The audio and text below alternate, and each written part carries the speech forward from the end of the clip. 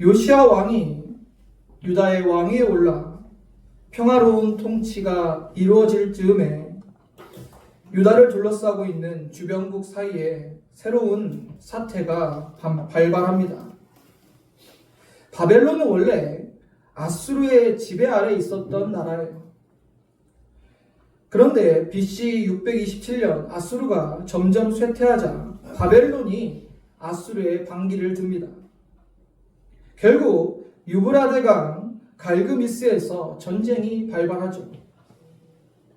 애굽의 느고 왕은 아수르를 돕는다는 명분으로 갈그미스로 진격을 합니다. 애굽이 갈그미스로 가려면 반드시 유다 땅을 지나야 되었어요. 그때 요시야가 군대를 이끌고 나와서 애굽 군대의 길을 막아섭니다.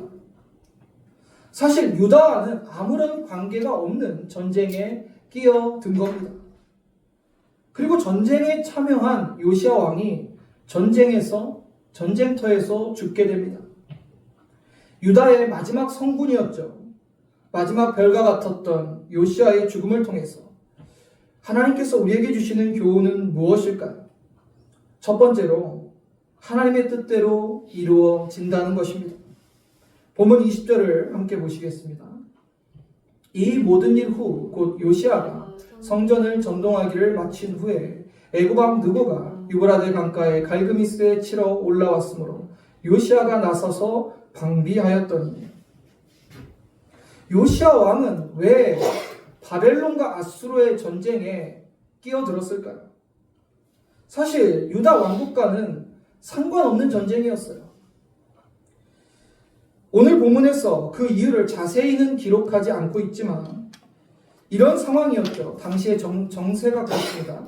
아수르와 바벨론, 애굽 이 세 나라가 강대국이었어요. 강대국이었는데 그 중에 최강대국이 아수르였는데 점점 쇠퇴하게 됐죠. 그래서 바벨론이 아수르를 치러 올라온 겁니다. 그때 애굽은 아수르를 도우려 왔고 유다 왕 요시야가 군대를 이끌고 그 길을 막아선 거예요. 적의 적은 나의 친구다라는 얘기가 있어요. 아수르는 가까이 있었던 적이었고 바벨론은 멀리 있었던 적이었어요. 그래서 아수르를 치는 걸 유다 왕은 오히려 환영했죠. 근데 바벨론이 아수르를 멸망시키러 가는 그 길을 애굽이 도우러 오자 그 길을 막아서고 전쟁에 끼어든 겁니다.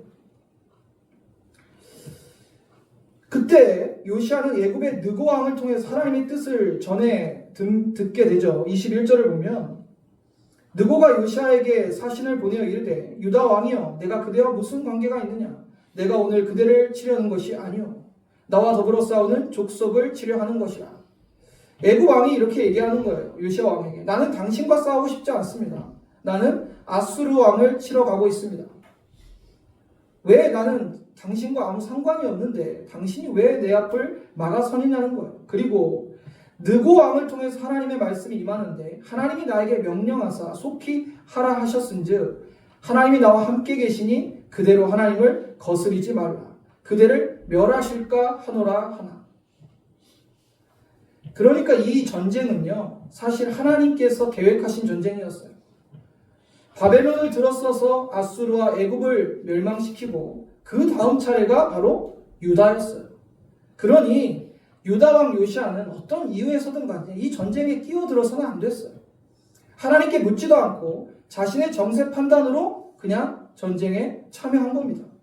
그리고 느고 왕이 하나님께 받은 그 말씀을 오히려 유다 왕 요시야에게 전하고 있어요.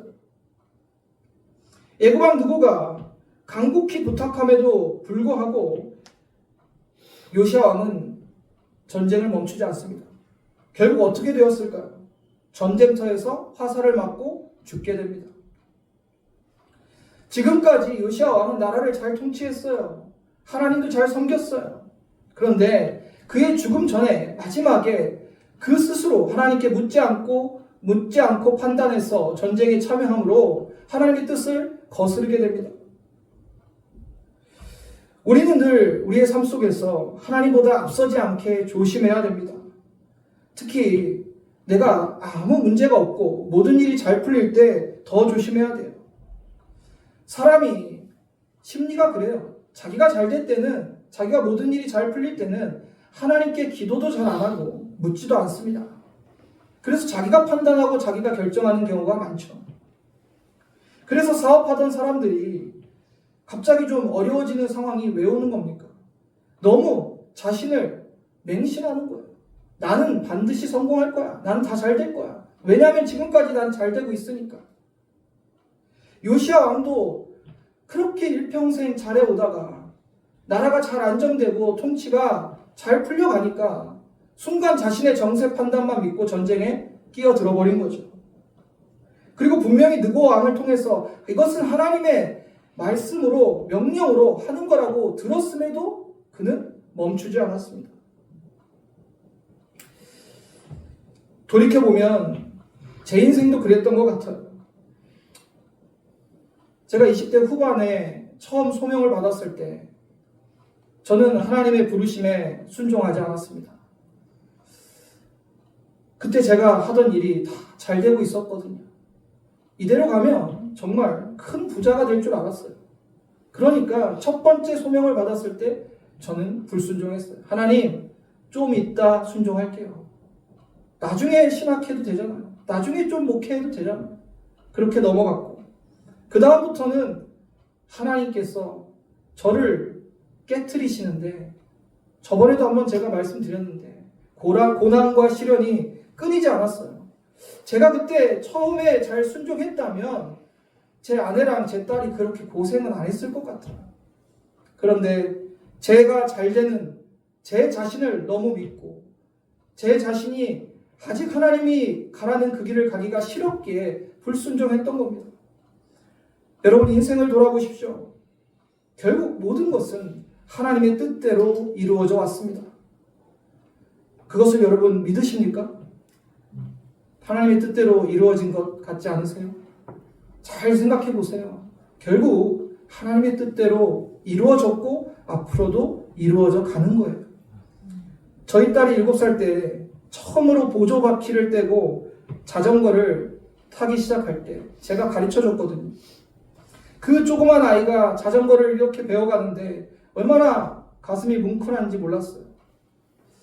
자전거를 가르쳐주면서 이럴 때는 어떻게 하고 저렇게는 어떻게 해야 되고 잘 가르쳐줬어요. 그리고 여러분 자전거 배워봤겠지만 특히 아빠한테 배우면 아빠가 거짓말을 합니다. 내가 붙잡고 있어 하면서 계속 가다가 놔버려요. 그러면 얘는 붙잡고 있지 하면서 타는 거예요. 그러다 아빠가 놓고 있다는 걸 알면 그대로 넘어져요. 깜짝 놀랐어. 그러면 이 아이가 그렇죠. 저희 딸도 그랬어. 아빠 왜 거짓말해? 붙잡고 있는다며. 미안. 붙잡고 있을게. 또 붙잡고 있다가 놉니다. 계속 거짓말을 하는 거예요. 붙잡고 있을게 하고 또 놓고. 그러다 보면 자꾸 넘어지면서 스스로 타게 되는 거예요. 여러분, 하나님 아버지께서도 이러한 모습이세요. 때로는 우리가 실패하고 넘어질 것 아시지만 그냥 지켜보세요. 왜냐하면 그것을 통해서 배우게 하시는 거죠. 신앙도 배우고 믿음도 배우고 하나님 앞에 순종도 배우고 나에게 어떤 모습을 하나님께서 원하시는지 깨닫게 하시는 거예요. 그렇다고 해서 아버지가 멀리 계세요? 아니에요. 늘 우리 곁에 계세요. 아버지는 지켜보고 계세요. 그렇지만 어느 순간 내 두 발로 자전거를 타는 날이 오죠. 하나님 그것을 기다리고 계시는 겁니다. 이사야 14장 24절에 하나님께서 이렇게 말씀하십니다. 만군의 여호와께서 맹세하시되 내가 생각한 것이 반드시 되며 내가 경영한 것을 반드시 이루리라. 아멘. 사랑하는 성도님들, 내 뜻과 내 계획대로 되는 인생이 아니라 하나님의 뜻과 하나님의 계획대로 되는 인생이 정말 축복된 인생이고, 여러분이 예수 그리스도를 믿었다면 하나님의 자녀된 순간 하나님의 계획과 뜻대로 여러분의 인생은 경영되어 간다는 것을 믿으시길 바랍니다. 그게 복된 인생이에요. 오늘 본문에서 다윗의 길을 갖고 하나님께 칭찬받았던 요시야, 마지막에 하나님의 경고를 무시하고 애굽의 군대를 막아서 전쟁터에서 죽게 됩니다. 물론 요시아의 말년에 다른 왕들처럼 교만해졌다라는 내용은 없어요. 하나님의 뜻을 교만해서 어겼다 그런 내용도 없어요. 그럼 왜 이런 일들이 일어났을까요? 그것은 하나님께서 이미 유다 왕국의 멸망과 회복을 계획했기 때문입니다. 유다는 필연적으로 멸망을 통해 다시 깨닫고 하나님께 돌이켜야 됐어요. 이게 하나님의 계획이었어요. 유다 왕국이 멸망하고 어떻게 됩니까? 바벨론 포로로 가죠. 그 70년 동안 나라 없는 상황에서 하나님께 우리가 잘못한 것을 철저하게 회개합니다. 그리고 다시 눈물로 가나안 땅으로 돌아오게 되죠. 이 아프고 슬픈 과정을 통해서 하나님께서는 유다 그 백성들을 다시 하나님만 섬기는 백성으로 만들어 가시는 것입니다. 여러분, 우리의 인생의 모든 여정도 하나님의 계획 안에 있습니다. 내가 보는 시야는 너무 좁아요. 그러나 하나님께서 내 인생 전체를 보고 계시고 그 인생을 인도해 가고 계신 하나님이심을 믿으시는 저와 여러분 되기를 주님의 이름으로 축원합니다. 두 번째는 하나님의 뜻대로 우리의 최선을 다해야 됩니다. 제가 성도님들한테 자주 드리는 말씀이 있어요. 하나님이 하시는 일은 하나님이 하시고 우리가 해야 될 일은 우리가 해야 됩니다. 우리가 할 수 없는 일은 하나님이 하시겠지만 우리가 할 수 있는 일은 우리의 최선을 다해야 되는 거죠. 이 세상 모든 것이 하나님의 뜻대로 되어져 가니까 우리는 아무것도 할 게 없다. 그건 잘못된 신앙입니다. 하나님의 뜻대로 그 뜻에 따라서 우리는 최선을 다해야 돼요. 하나님께서는 성경의 말씀을 통해 당신의 뜻을 분명히 보여주셨습니다. 우리는 그 뜻 안에서 믿음의 걸음을 걸어가야 돼요. 아무것도 가만히 안 하고 있는 것이 아닙니다. 요시아 왕은 훌다를 통해서 주어진 하나님 뜻과 그리고 그것이 반드시 이루어질 것을 알고 있었어요. 그러나 혹여라도 하나님께서 자비를 베푸시면 유다에 임할 재앙을 조금이라도 늦춰주시지 않을까, 그의 최선을 다하고 있었어요. 이것은 하나님의 뜻을 반대하는 행위가 아니라 가슴을 치며 회개하며 하나님께 용서를 구하고 자비를 구한 것이에요.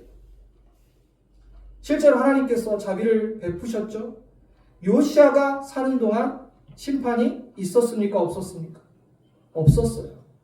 요시아 왕이 살아있는 동안 유다의 심판은 하나님께서 미루셨어요. 아브라함도 그랬죠. 멸망을 앞둔 소돔과 고모라를 위해서 중보했습니다. 아브라함도 그 멸망을 막을 수는 없었어요. 그렇지만 아브라함은 최선을 다했어요. 그리고 하나님은 그를 의인으로 인정해 주십니다. 오늘을 사는 우리의 성도들은 어떻게 해야 됩니까? 성경의 말씀대로 이 세상은 마지막 때로 가고 있습니다. 세상의 종말이 하루하루 다가오고 있습니다. 예수 그리스도께서 다시 오실 것도 분명합니다. 그러니 어차피 나는 예수 믿고 구원받았으니 빨리 예수님만 오셨으면 좋겠다. 더 열심히 할 게 무엇이 있을까? 이런 마음은요, 아버지의 마음을 몰라도 너무 모르는 소리입니다. 하나님 아버지께서는 한 영혼이라도 더 지옥의 심판에서 건져내시기 위해, 구원하시기 위해 일하고 계신데 우리가 그 뜻 안에서 최선을 다해야 되지 않을까요? 탕자를 기다리던 아버지의 모습 기억하십니까? 저 멀리서 탕자가 왔을 때 이미 집이 가까워오기도 전에 아버지가 뛰어와서 아들을 안고 입맞추며 아들을 맞아주세요. 둘째 아들이 언제 올 줄 아버지가 알아서 그 시간에 거기 있었을까요? 아니요. 매일 둘째 아들을 거기서 기다렸던 거예요. 그게 하나님 아버지의 마음이에요. 지금 여러분 예수 믿지 않고 저 세상 가운데 있는 수많은 영혼들을 하나님 아버지가 그렇게 서서 기다리고 계신 거예요. 먼저 믿은 우리 큰아들이죠. 우리에게 원하는 게 무엇이겠습니까? 네 잃어버린 둘째를 찾으라는 게 하나님의 뜻 아닌가? 그가 돌아왔을 때 함께 기뻐하고 함께 안아주고 그를 사랑해 주라는 게 하나님 뜻이 아닙니까? 사랑하는 성도님들, 여러분 주위에 가족이 될 수도 있고 친구가 될 수도 있고 형제 자매 친척이 될 수도 있습니다. 아직 예수를 믿지 않는 영혼들이 있다면 여러분이 그들에게 복음을 전하셔야 됩니다. 나만 예수 믿고 구원받으면 되는 것 아닙니다. 하나님 아버지의 마음을 우리 마음에 품고 주님을 믿지 않는 자들을 위해서 우리가 기도하며 생명의 복음을 전할 사명이 우리에게 있는 것. 주님은 우리에게 당신의 뜻을 분명히 말씀하셨습니다. 땅끝까지 복음 전하라 하셨죠. 사도행전 1장 8절 함께 읽겠습니다. 오직 성령이 너희에게 임하시면 너희가 권능을 받고 예루살렘과 온 유대와 사마리아와 땅끝까지 이르러 내 증인이 되리라 하시니라. 아멘. 이 복음의 사명은요, 목사든 전도사든 장로든 권사든 안수집사든 어떠한 직분을 가졌던 간에 평신도 누구라도 예수님을 믿는 모든 자들에게 주어진 사명이에요. 복음 전도의 사명이 우리에게 있다는 것을 우리는 기억해야 됩니다. 하나님의 뜻대로 이 세상은 이루어져 갈 거고 그 뜻의 중심에 복음 전파가 있어요. 하나님은 이 복음의 역사를 위해서 이 세상을 이끌어오고 계십니다. 마지막 그 복음의 역사가 끝나는 날 우리 주님이 다시 오실 것이고 온 세상의 온 인류는 하나님 앞에 심판을 받게 될 것입니다. 그때가 이르기 전에 우리는 힘써 복음을 전해야 될 것입니다. 본문 유다의 모습을 보십시오. 이제 멸망을 앞두고 있는데 마지막 성군이었던 요시야 왕은 죽게 됩니다. 주님의 약속대로 요시야 왕이 살아있는 동안은 유다 땅을 심판하지 않으셨지만 이제 심판이 임할 것입니다. 사랑하는 성도님들, 이 세상의 역사의 주관자는 하나님이십니다. 무엇보다 마지막 때가 가까울수록 우리 주변에 내 이웃과 형제와 또 친구 또 내 가족들 아직 예수를 믿지 않는 자들이 있다면 그들에게 우리가 주님으로 맡은 복음의 사명을 우리가 감당해야 되지 않을까요? 하나님의 주권과 섭리 아래 겸손히 주님의 뜻을 따르시길 바랍니다. 주님이 우리에게 주신 사명 또한 충성하시는 저와 여러분 되기를 주님의 이름으로 축원합니다.